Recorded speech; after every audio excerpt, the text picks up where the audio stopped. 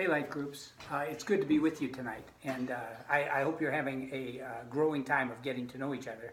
And I'm excited to say a couple things, visit with you for just a couple minutes. First thing I want to say is sometimes at Orchard Hill Church, we get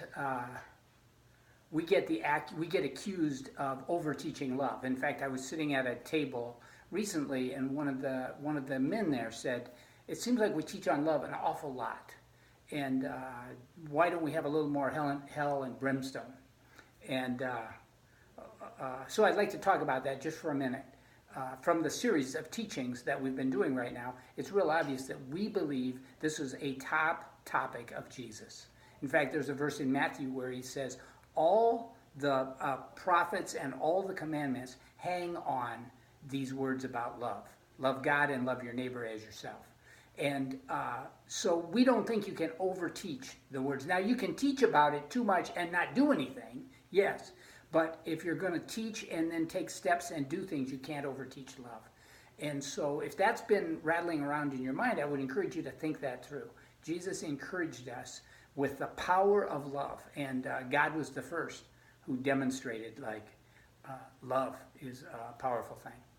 And now, the second thing I would just like to bring to you for a moment is this idea of loving your enemies.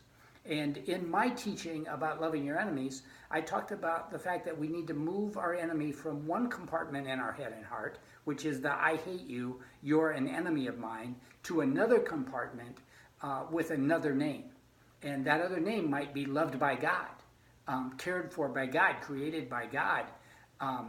And there's a lot of ways to think about it. When I first started getting my teaching ready, I was thinking, I don't really have any enemies.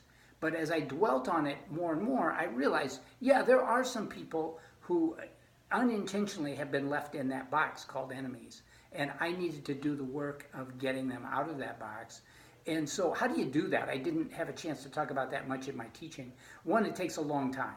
It doesn't happen one day. You don't just simply say, okay, I'm going to change from hating that enemy to loving and forgiving that enemy. I'm just going to do that one time. I'm going to sit down, do some kind of thinking and praying.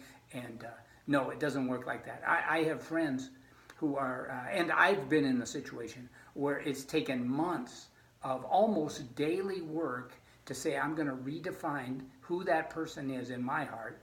I'm going to redefine them as someone loved by God, or as a hurt person who unintentionally hurt people, or whatever it is. And this is big, and then I want to reiterate from my teaching, it does not mean that you're not still going to need to see justice and safety taken care of. I can move them out of my enemy box, but it doesn't mean I'm going to hang out with them. It doesn't mean I'm letting my family hang out with them. They're no longer in the enemy box, but I'm going to still pay attention to justice and safety. And I think if you could think about who's in the enemy box and what have you done to try to move them and what next strategies might you need, it might be a good thing.